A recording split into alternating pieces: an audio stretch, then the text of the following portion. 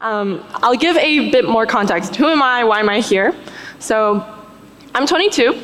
I got my start in crypto around 3 years ago. I was obsessed with DeFi. I became my college's blockchain club president briefly before dropping out.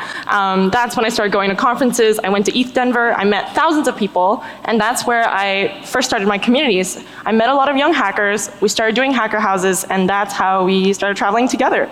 And fast forward to 2022, I invited Vitalik to one of our hacker houses, and to our surprise, he came. On a little public bus, came to our hacker house in Korea, and for 8 hours straight, we grilled him on questions. Anything from technical questions about account abstraction to his first love story. And he must have loved it, because by the end of it, he asked me, how do we scale this up? Can we do this with 200 people for 2 months? And I very overconfidently said, yes, that doesn't sound very hard. And we started planning for Zuzalu. We flew to Montenegro, met up with Milos, and yeah. So this is phase one. We started talking about theory, but how do we bring this into practical experiments? Zuzalu was a first jab at what it means to build a pop-up city, and I won't expand too much because he's already touched on it, but we played with extended duration, a lot more people, and we played with no top-down vision, so the entire programming was co-created by the people that attended. Here. So by numbers, we had 200 core residents, 800 visitors. So over 1,000 people came based off of one sketchy PDF for this new event in Montenegro that had a made-up name. So shout out to the residents that came. And to talk a bit more about our tech stack, we had ZuPass, that is a digital passport, based off of zero knowledge proofs. And on top of that, we built a ton of stuff like polling functionality, anonymous communication, forums, and yeah, permissionless calendars. And then we decided to decentralize it for a variety of reasons, and this led to what we are in now, the summer of spinoffs. And this was a really big decision. This meant that there was no more official Zuzalu, but what's good about that is Zuzalu has now transcended just being a single event with a single team. It has become an entire ecosystem of builders.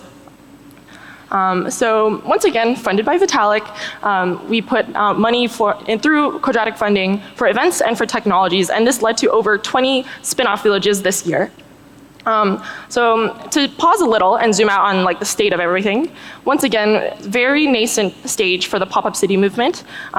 We want to definitely increase in sophistication and scale of these pop-ups. And if you look at us now, we are very far from being like a very highly coordinated internet community that can become a nation state, right?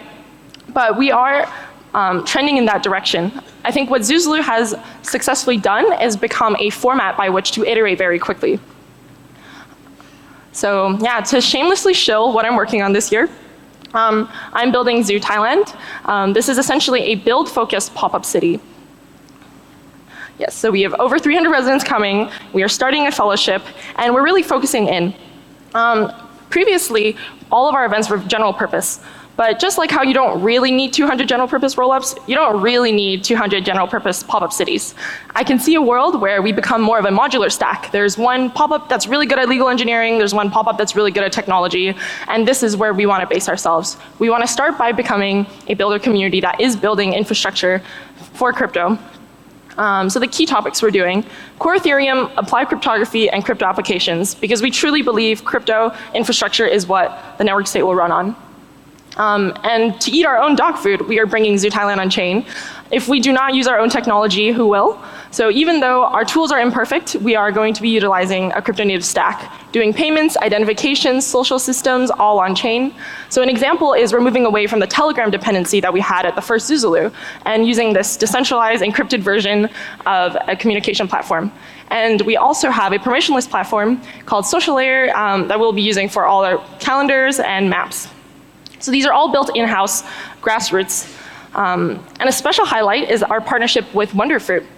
Wonderfruit is essentially a pop-up of a different formation. They've been building for 10 years. They are a huge sustainability-focused festival, and we are now building a permanent stage at Wonderfruit, their first ever tech stage. So this is super nice because there's something for us to come back to year over year, and it adds a little path to permanence for the pop-ups we're building. So to stay up to date, follow us on ZuThailand.com at Twitter as well. So yeah, thank you.